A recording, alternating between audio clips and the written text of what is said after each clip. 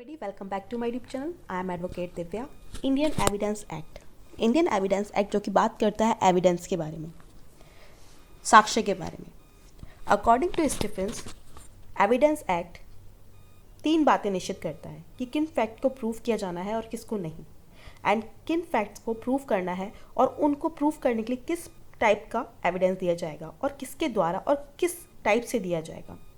तो Indian evidence act एक important role अदा करता है जजमेंट में। कोर्ट कोई भी डिसीजन नहीं ले सकता है जब तक कि वो इस डिसीजन पर नहीं पहुंच जाए कि फैक्ट की सच्चाई क्या है, रियलिटी क्या है। ओके, किसी भी मैटर में फैक्ट की सच्चाई के बिना कोई भी सही डिसीजन नहीं हो सकता कोर्ट के द्वारा। इसलिए जब भी कोई मामला कोर्ट के सामने आता है तो कोई भी डिसीजन देने से पहले फैक्ट की सत्यता का पता लगाना बहुत ज़रूरी है।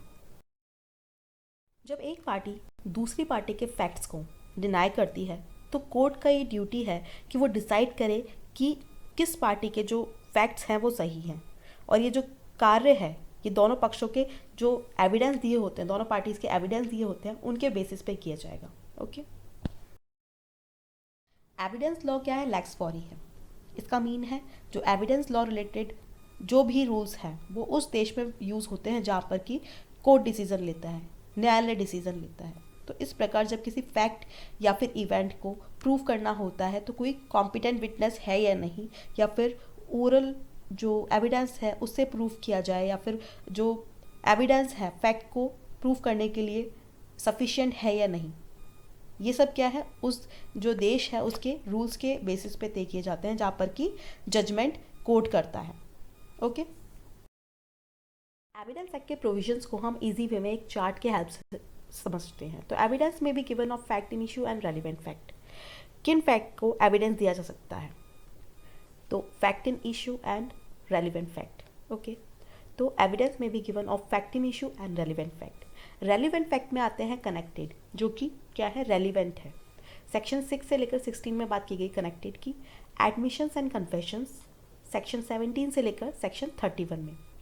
पर्सन्स स्टेटमेंट मतलब ऐसे पर्सन्स की स्टेटमेंट जो कि कोर्ट में नहीं आ सकते हैं, डेड और can not be found, section 30 to 33।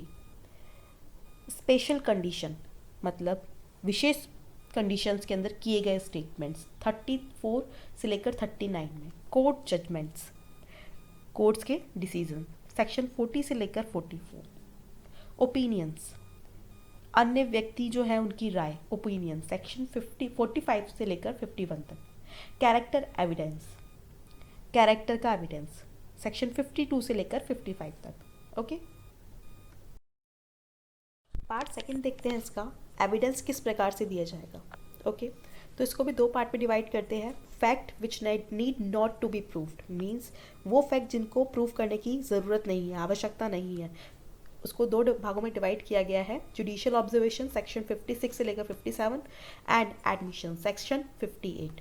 And second part है ऑन प्रूफ, मींस फैक्ट जिनको प्रूव करना है उनके लिए एविडेंस, जिसमें है ओरल एविडेंस 59 से लेकर 60 section and documentary evidence section 61 से लेकर 100 तक। ओके, फाइनल पार्ट थर्ड है हमारा production and effect of evidence, evidence का पेश किया जाना और उसका इफेक्ट। ओके, तो फर्स्ट है बर्डन ऑफ प्रूफ, किसको एविडेंस देना है, बर्डन ऑफ प्रूफ किस पर है, ठीक है, सेक्शन 101 से लेकर 114। नेक्स्ट है एस्टोपल, किसको एविडेंस नहीं देना है, सेक्शन 115 से लेकर 117 तक। एंड ऑफ विटनेसेस, विटनेसेस किस टाइप से एविडेंस देना है, विटनेसेस के बारे में, सेक्शन 118 से लेकर section 166। And of improper admissions and rejection of evidence, जो एविडेंस है उसकी भूल का इफेक्ट, ठीक है, सेक्शन 167। ओके, आई होप आपको एविडेंस एक्ट का प्रोविजन का चार्ट समझ में आया होगा। If you have any queries please comment down below and don't forget to subscribe my channel. Thanks for watching everyone. Please like, share and subscribe my channel.